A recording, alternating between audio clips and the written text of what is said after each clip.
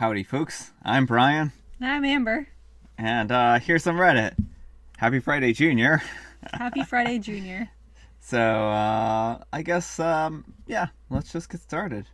Oh, I know I said this before on my channel yesterday, but if you like to see Amber and me do this kind of thing, then head on over to Amber's channel. We post a video on hers every Wednesday. So, yeah, check that out if you like this kind of stuff.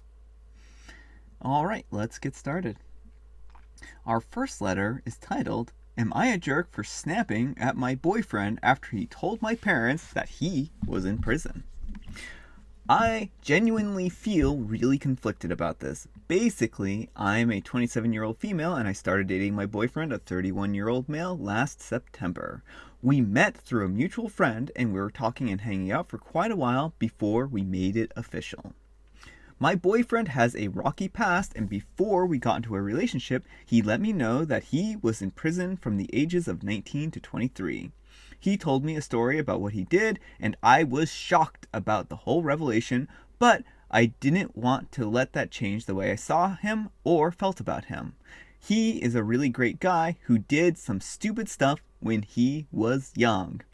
Yesterday, we went over to my parents' house where he met my mom and dad for the first time. Everything was going smoothly until my mom asked him which college he attended. I went into panic mode because she and my dad knew nothing about his prison time, and I was hoping my boyfriend would make up a lie and say that he was from like UCLA or something. But he didn't, and he said the truth about how he was in prison. I immediately facepalmed, Amber. I immediately facepalmed and audibly sighed. I could tell that my parents were surprised, but they played it off like it was no big deal. I made sure we didn't stay much longer after that, and as soon as we were out the door, I asked my boyfriend what he was thinking, revealing something like that to my parents. He didn't seem to think it was that big of a deal, and I was overreacting and being rude for no reason, and he said he's not just going to be dishonest towards my parents. I told him he should have run it past me first, and we ended up arguing over it during the entire ride home. Things between us have been tense ever since. He believes I'm ashamed of him, and I think he's expecting me to apologize, but I don't think I'm in the wrong here. So, am I the jerk? Yes. No, he needs to cover up his past. Like, he needs to take this to the extreme.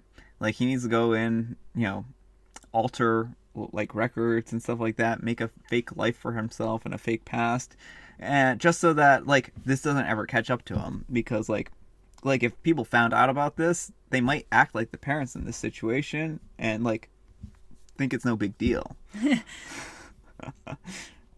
Well, I mean, it's such an unfortunate thing. I mean, because most of the people, and we don't know what OP's boyfriend did or didn't do, but I'm assuming it's not something like murder or something. I'm assuming, 4 years in prison, it's probably a minor offense.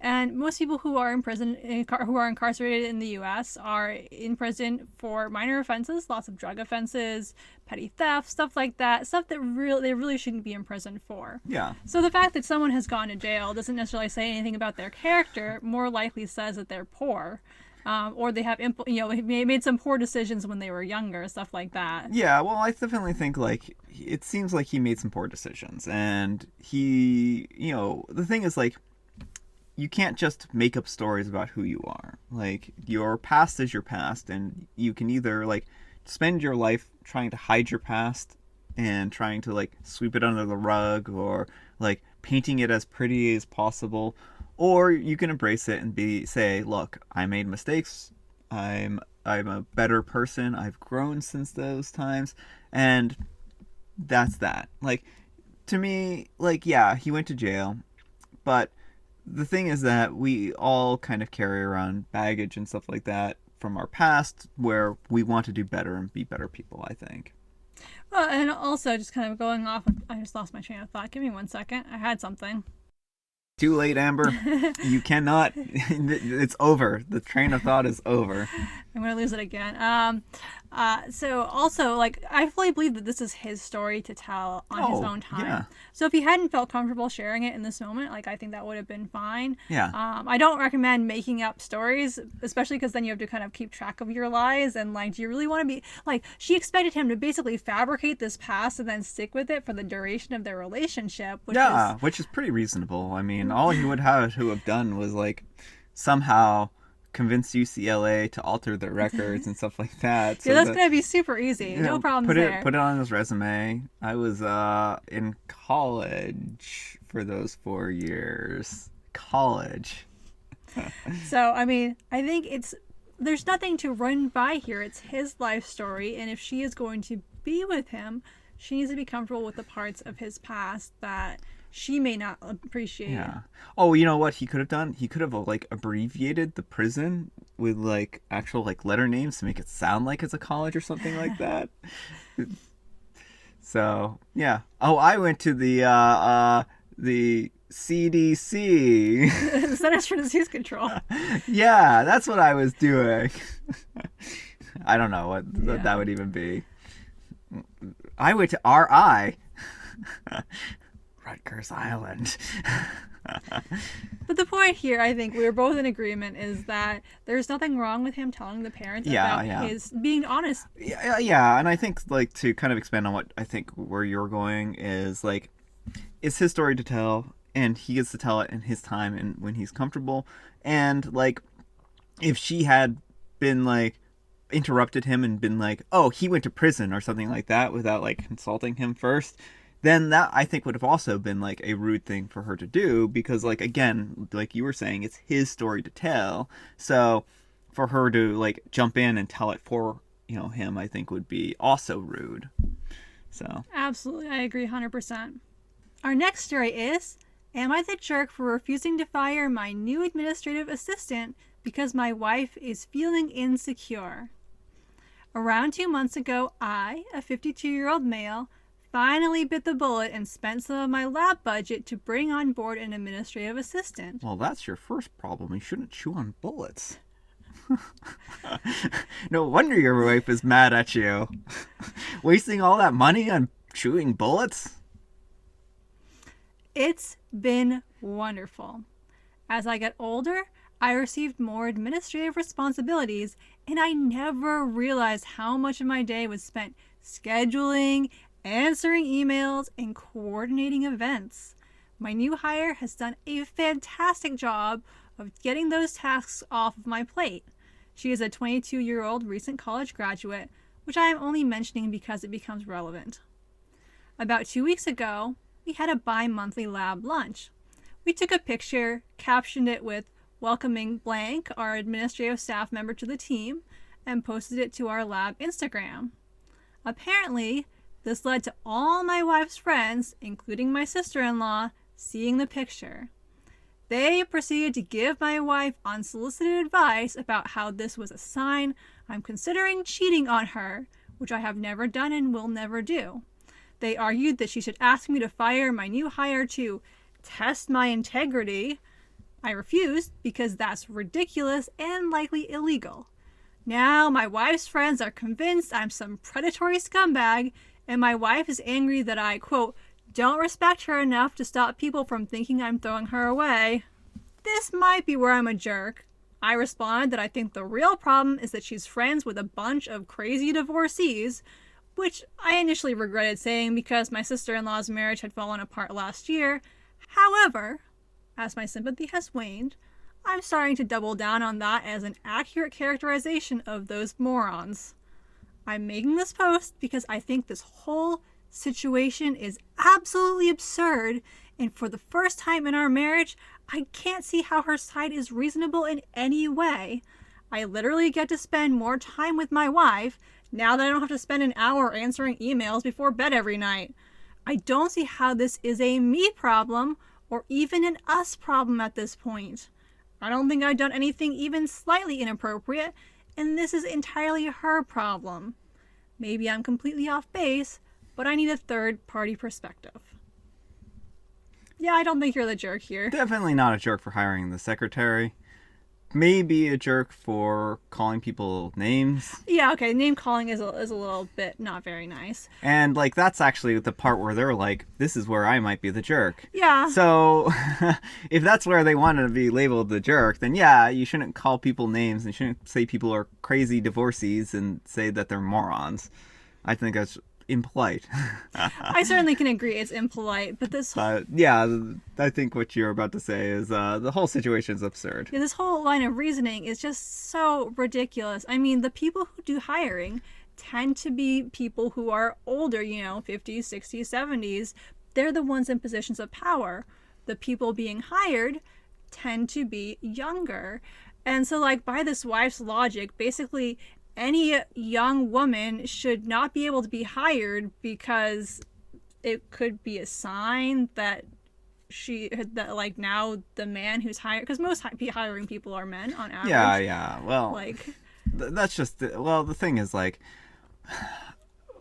aside from all that, there's no reality where it's guaranteed that your husband's going to cheat on you just because there's a new secretary.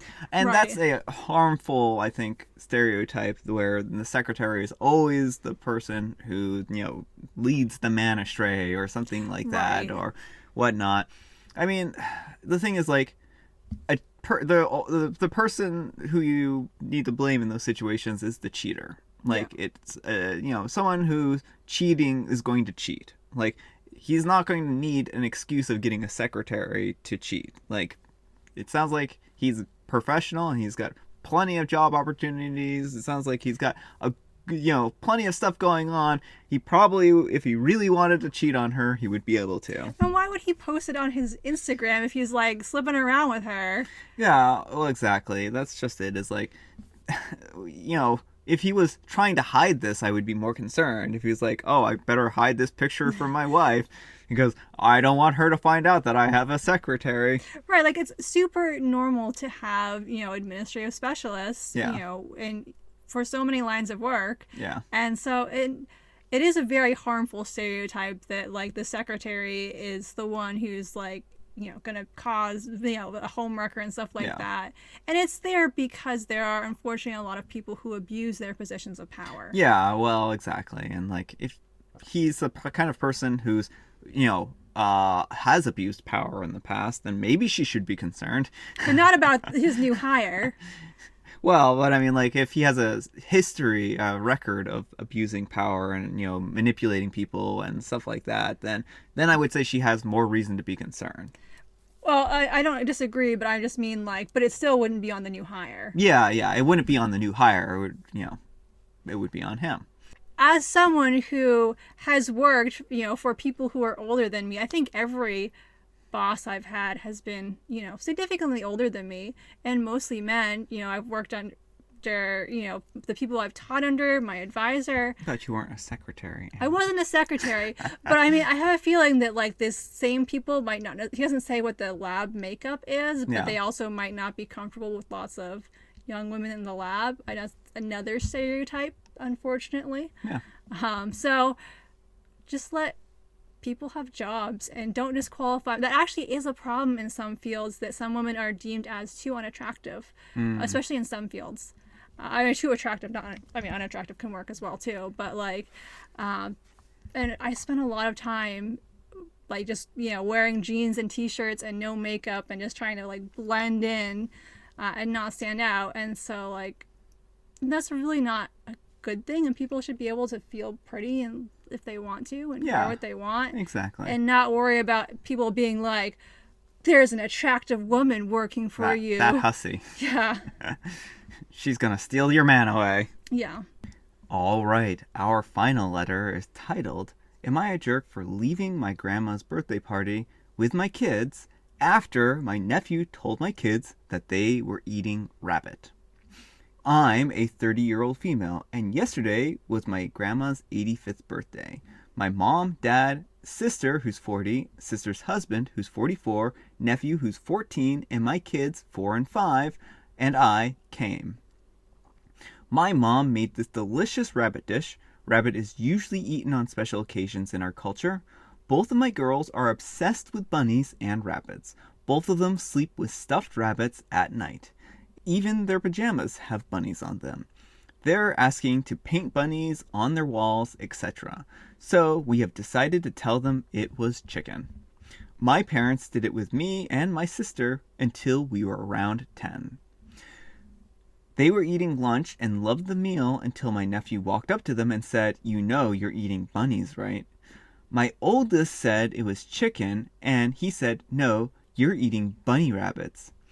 Both of my girls were distraught at the fact that they had eaten their favorite animal, so I took them into one of the bedrooms to calm them down, and I expected my sister and brother-in-law to at least talk to my nephew about what he did. My sister walked into the bedroom that we were in and told us to go back to lunch and that what my nephew did wasn't that big of a deal.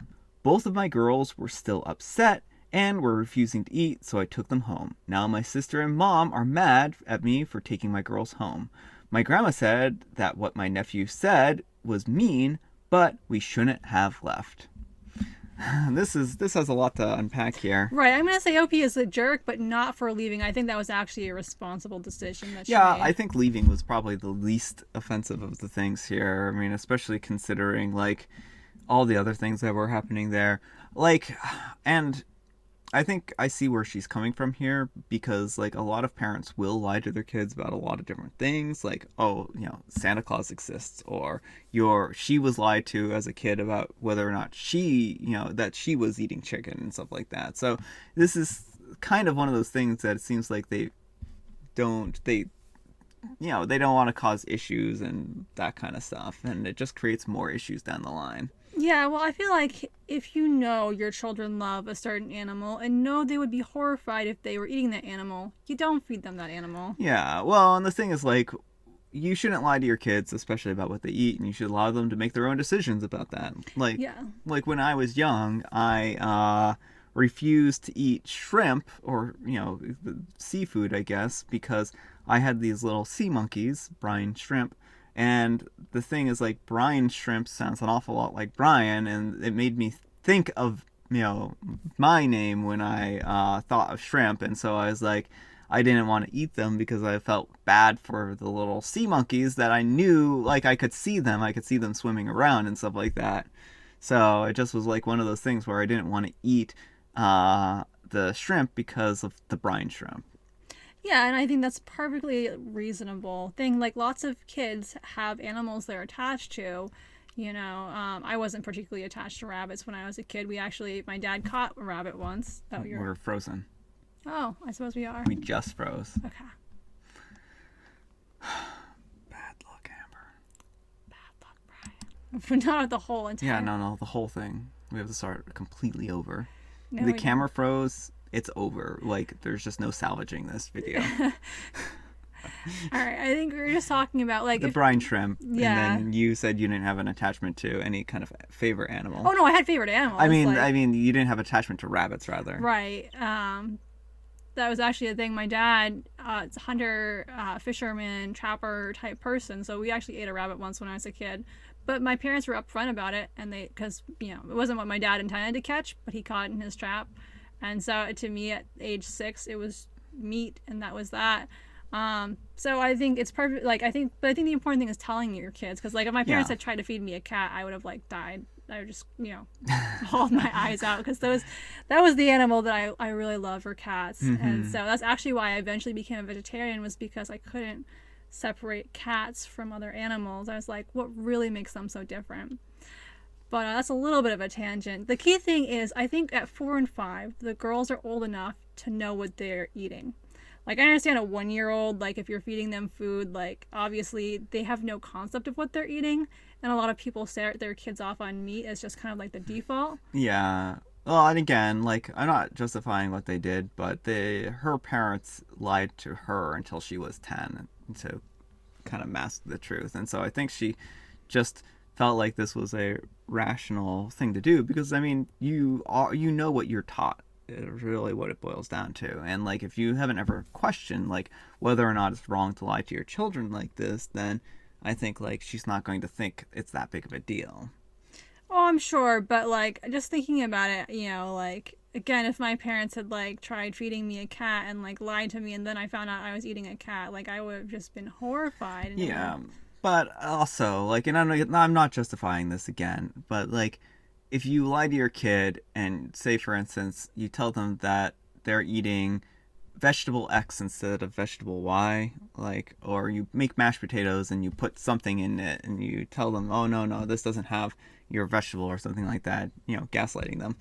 But but you do it because you're trying to make sure they have a healthy, well balanced diet or something like that. Or even a better example, like there are some like vegetable products out there, like veggie chicken nuggets or something like that, right?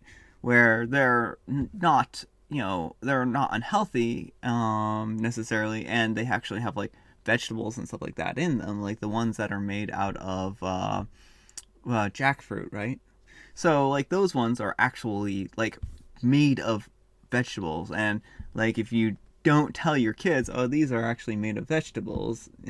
Well, I feel like that's a different thing because there's not like there's the disgust factor, but there's Yeah, also like the moral factor. And I mean, I think I don't hugely agree with like lying to your kids, but I do yeah, understand if lies by omission, like if it has cauliflower, like because Newman's Own makes that pizza with that's cauliflower in kind the of like what I was crust. thinking. Yeah, So like if there's cauliflower in the crust and you just don't say it, and it's not something your kids have a moral opposition to, they're just like you cauliflower, yeah, then I don't see a problem with it. But I think things that you know are going to hit your kids on an emotional level, like bunnies, I feel like that's a little different. yeah. I mean, I think that you're probably right. There's probably a difference there. So, yeah.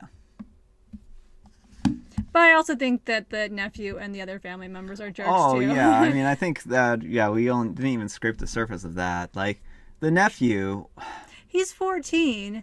he Like, knows better than that. yeah. Like, I mean, again, He's it's trying like, to like do this to get a rise out of the girls, yeah, and that's not very like nice. he knew that they loved bunnies and he purposely did this to upset them. And now, like, as a result, they left and like they, basically ruined the grandmother's 85th birthday in a lot of ways, in a situation that could have been largely avoided, I think. And yeah, I just think like moral aside and whatnot, what he did was purposefully, pointed at making them upset.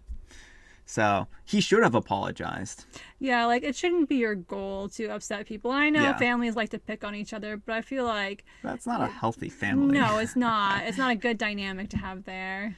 Like, families do like to pick on each other, but I don't understand that. I don't think that you should. All right, folks, that's all the time we have for today. Thanks so much for watching. If you enjoyed this video, consider giving me a like. If you didn't, consider giving me a dislike. Thanks so much for watching, and thanks to Amber for joining me here. Thank you for having me. Just remember, every Wednesday, we post a video to Amber's channel where we're doing the same kind of thing here. So Yeah, the only difference is I'm reading the two stories, but it's the same banter. So yeah, yeah, same kind of stuff. So it's like a collaboration. it is. So thanks again for watching, and I'll see you all tomorrow.